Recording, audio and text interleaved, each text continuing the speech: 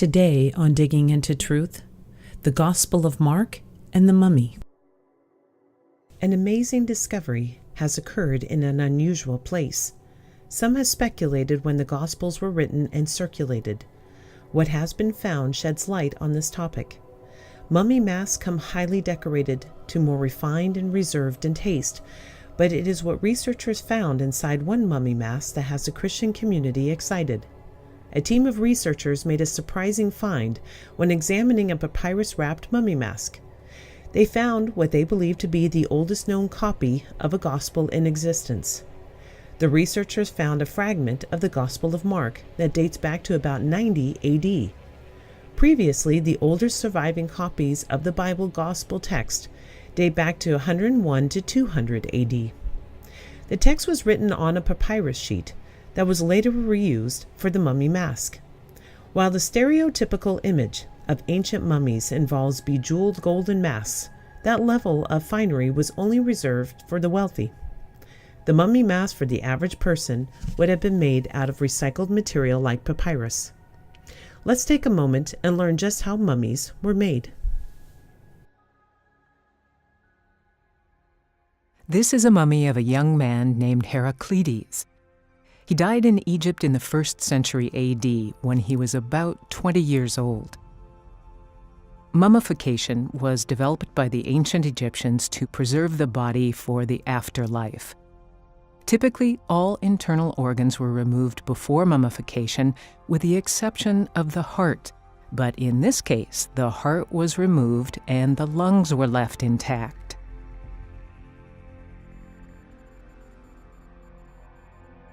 Next, the body was covered with salt and left for about 40 days, until all moisture was eliminated.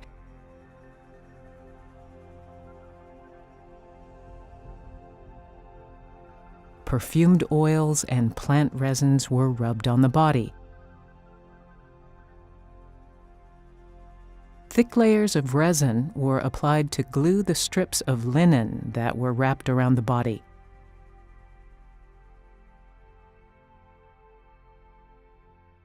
The mummy was placed on a wooden board, and more wrappings bound them together.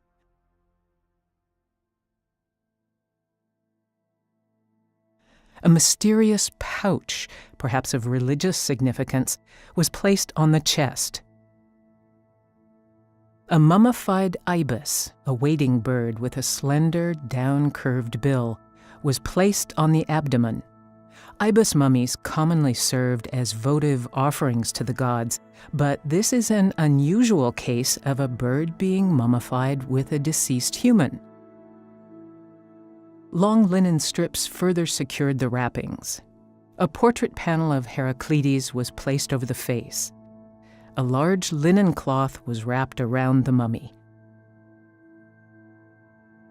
The shroud was painted red with an imported lead-based pigment. This treatment is rare. Very few red shroud mummies are known to exist. Egyptian symbols of protection and rebirth were painted on the outer cloth with pigments and gold. Finally, Heraclides' name was written in Greek at the feet. Thanks to this remarkable mummification process, Heraclides' body is with us today. In order to retrieve the text without damaging it, the research team applied a method of ungluing the papyrus without obscuring the paper's ink. About 3 dozen researchers are using this technique to analyze hundreds of texts from mummy masks. We are recovering ancient documents from the 1st, 2nd, and 3rd centuries. Craig Evans, a professor of New Testament studies at Acadia Divinity College in Wolfville, Nova Scotia, told Life Science. The academic said that the team has uncovered documents from a range of eras. These include not just Christian texts, but classical Greek texts, like copies of stories by Homer, and even personal letters. Some of the personal documents and business papers found within the mask have dates on them, Evans says. This particular gospel was dated partly by looking at the other documents found within the same mask. This technique is not without controversy. The ancient masks are destroyed in order to retrieve the documents. However, Evans asserts that we're not talking about the destruction of any museum-quality piece.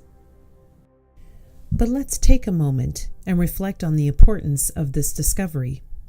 According to the Blaze, this goes a long way to disproving the claim that the Gospels were literary inventions that took place centuries after the life of Jesus.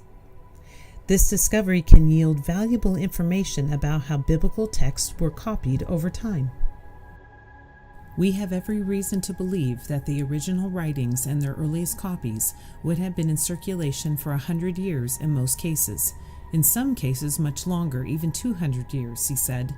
This means that a scribe making a copy of a script in the 3rd century could actually have at his disposal the 1st century originals or 1st century copies, as well as the 2nd century copies.